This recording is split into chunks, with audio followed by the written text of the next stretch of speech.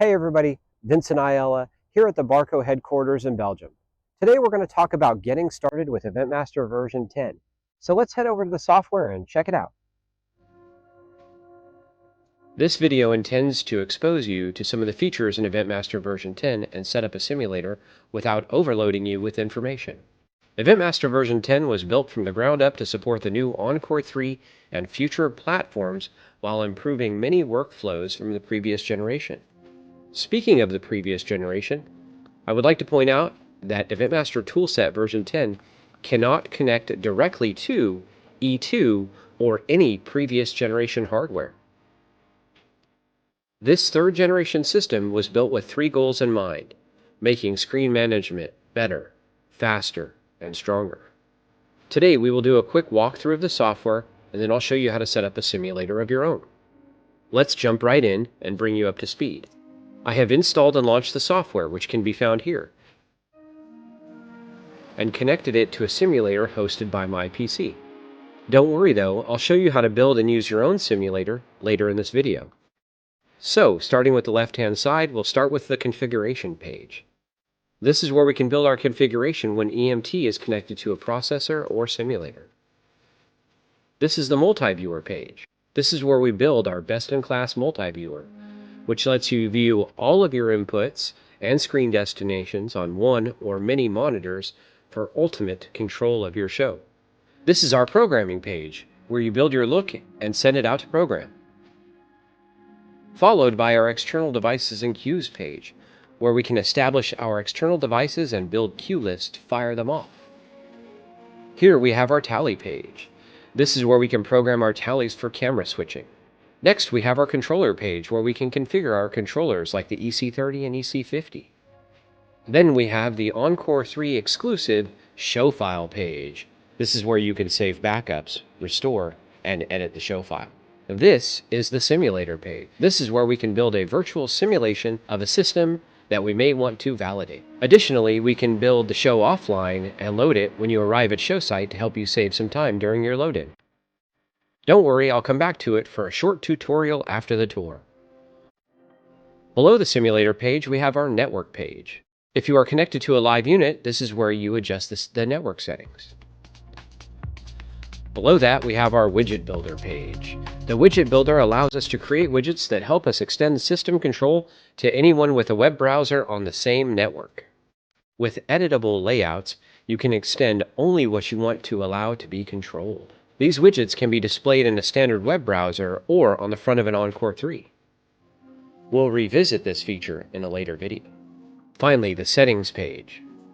On the settings page, you'll notice that we have some tabs across the top on the left that help us choose which settings to adjust. The Options tab is the EMT Settings tab. The Controller tab can help us adjust settings on the controller, and the Devices tab gives us information on connected devices, such as an Encore3 chassis.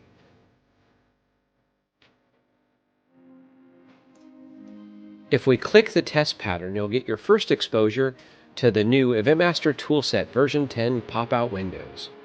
You can manipulate the window by moving it, minimizing it, or closing it.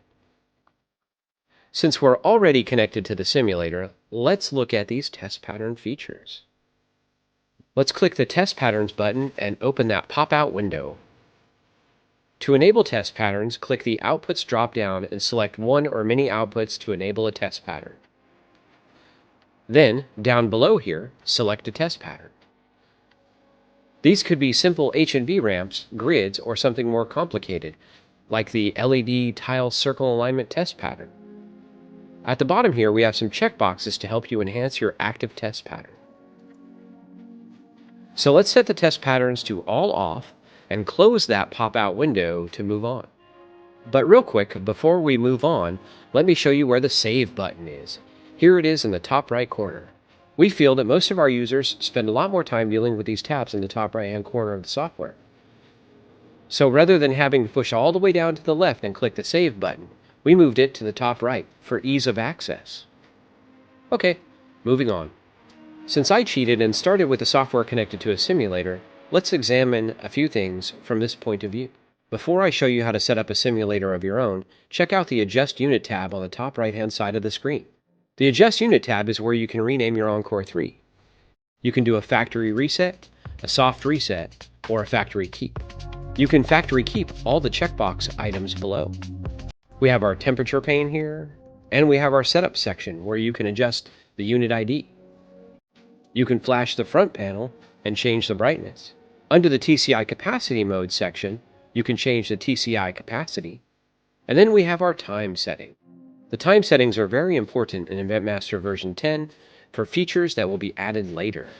Below everything here, we have our adjustments for the system. We have our native rate, the preset conflict mode, and genlock. We can view our unit ID, and then of course, we have our IP address. Okay, now let's disconnect from the simulator by closing this tab and killing our sim application so I can show you how to set one up.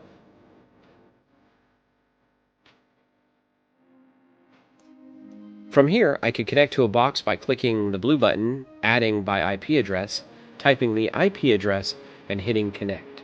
Or I can drag and drop the processor from the Devices tab on the left if it is present. Alternatively, I could click the Configure Simulator shortcut button on the Add New Device screen to configure the simulator. But instead, I'll navigate to the simulator page on the left. Let's explore the simulator page. On the right-hand side, we have a virtual representation of an Encore3. The new Encore3 shipped into standard configuration.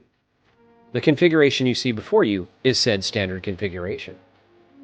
The standard config has 7 slots, 2 of which are populated with output cards, 4 with input cards, and 1 with an expansion card. I can do a few things here. If I want to change the simulator config, I can delete the frame from the simulator window and then add a new frame to give me a standard configuration Encore3.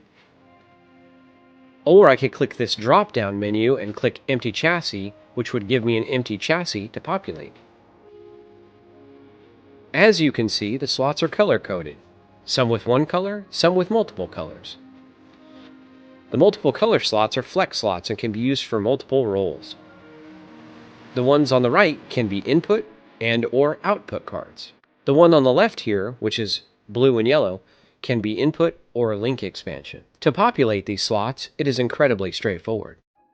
We can select one or many slots, and then say I want to make this all HDMI output. I'll select HDMI 2.0, I'll select output, and I'll click Assign.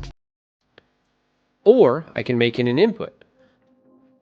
I'll select one of these slots, select the Input Radio button, and then click Assign. And let's say I wanted to make the rest DisplayPort input cards, and then I want to add a link card to this. Alternatively, I could have selected the appropriate radio button and dragged the card to their desired slots. Alrighty, there we have it, a custom simulator. If I wanted to deploy this, I would hit Reset and launch Simulator, which would give me my simulator inside EventMaster Toolset. But for the sake of this video, I don't want to give you a custom configuration simulator. I want to give you a sim with the same configuration as a standard shipping chassis. So I'll delete the custom config and add an Encore3. Let's take a look at an Encore3 in action by hitting the Reset and Launch Simulator button. Okay, now the simulator is up and running. We can see in our Devices tab that it recognizes that we have an Encore3. So to connect to this sim like a live chassis, I can drag and drop it in the center and it will connect. Once we have added our system, let's skim across the top here real fast and check out some additional features. We can rename the system by double-clicking here if we like. Below that in the configuration window, we have the detail view, system view, and we have our link resources. Of course, if we were linked to a second chassis, this would populate. And over here on the right, we have our zoom in and zoom out buttons. We can even add additional systems by clicking the plus button at the top. You may ask yourself, well, how do I set up our inputs and outputs to get started? Worry not, I will release videos on these and many more topics as the weeks go by. We will keep all of these videos nice and short and release a few at a time to keep them digestible. So that concludes our Getting Started with EventMaster version 10 video. As always, if you have any questions or comments about EventMaster Toolset version 10, please feel free to email us at encore3@barco.com. Thanks, and have a great day.